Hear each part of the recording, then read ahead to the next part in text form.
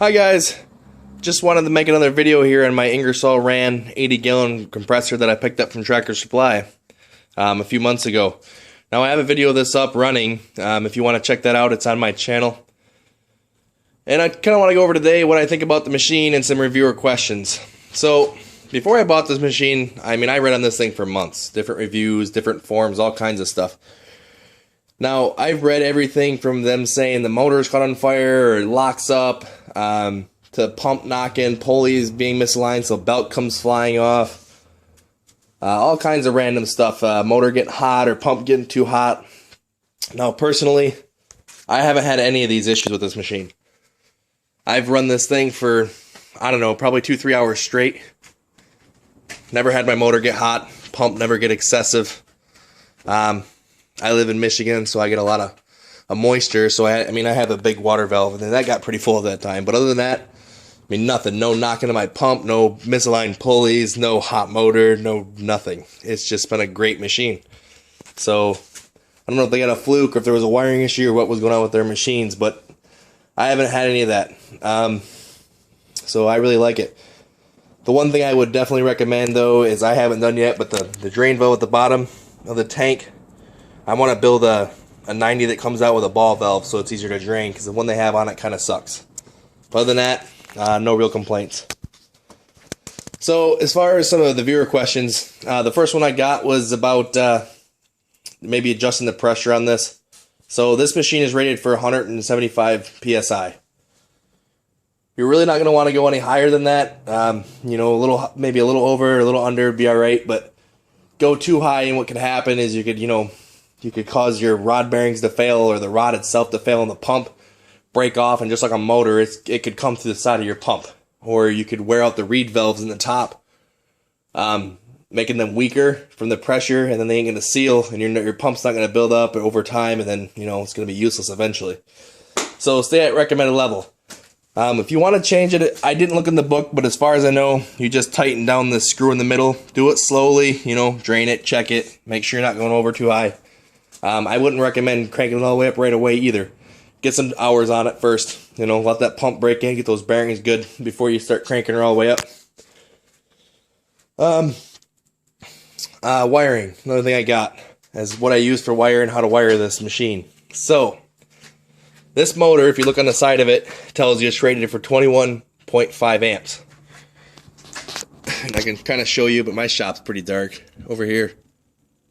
Yeah, so personally what I did, and this is, kind of a fail-safe for anybody who doesn't really know how to do the math for amps and all that stuff. The cords on these will generally tell you a lot. So this is a 10-2 cord. It's got 10-gauge wire, 2 hots, and a ground. So I'm just following by example here. I went and bought a 10-gauge cord, 10-2, got my hot, it doesn't really matter, but you can follow color to color. That's what I did. And then you ground it way back here. It's a little screw back there. It's kind of hard to see the wires in the way, but. And then I bought this 1/2-inch, coupler that goes in here so your cable doesn't get pulled out and you're yanking your wires out of that switch. You don't want that. Buy some good connectors. Crimp them on. You can't really put that wire in there without them. I guess you could, but it's not going to fit well. You're not going to get great connections. Could have some sparking issues, so they come loose over vibrations. You don't want that. Do it right, get connectors. Another thing I want to make a note here is your actual plug, okay? So your plugs have a amperage rating. So 10-2 wire is rated at 30 amps. So this compressor only requires 21.5, a cold start. You might get up close to that 30 range, so definitely a 30 amp plug on here. You don't want to get anything smaller, because then you could have possible meltdown issues and stuff like that. Make sure your receptacle you're using is also a 30 amp. Now the wire I'm using to run to my box is the same thing. It's, it's not stranded core, but it's solid. Just a lot of people at Home Depot would call this like a dryer or a stove hookup. But it's a standard 10-2 220 wire, 10 gauge, rated 30 amps. And I got this running off a 30 amp breaker. So that's kind of how I did mine. I really didn't do the math. They already did it for me. They're already using 10-2. I know my 30 amp breaker is going to be more than enough. I haven't had any problems with it kicking off. And like I said, I ran it for quite a bit of time. No issues. Also, another thing, if you don't have a big enough wire going out to your shop, I mean, if you have less than 10 out to your shop, or even if you have 10, that's kind of sketchy. So make sure you have big enough input to your actual shop too. That could also be causing some issues with humming motors, slow starts, hot motors getting hot, things like that. So wiring could have a lot to do with those other reviews that I've seen. Next one I got was about vibration. All right, so you have a few different options here. Personally, I didn't want to bolt mine to the floor. Now, when I walked in about this thing, they asked me right away. That was like the first thing they said, is how are you mounting this? You're going to bolt to the floor? And I said, no, I'm going to leave mine on the pallet. They said, that's fine. You won't void your warranty that way, but make sure you at least leave it on the pallet. Don't put it on the floor. If you do, put a rubber mat under it and some feet, because otherwise it's going to tip. So I left mine on the pallet, and all I did is get the bigger bolts and use the supplied rubber bushings that Ingersoll gave me in my package. You can see, and there's a crush sleeve in the middle between that and the pallet, so you can't tighten it down too much. I mean, and this thing isn't going anywhere. It's sturdy. I mean, it's not moving, doesn't vibrate, nothing like that. So I had no issues with that.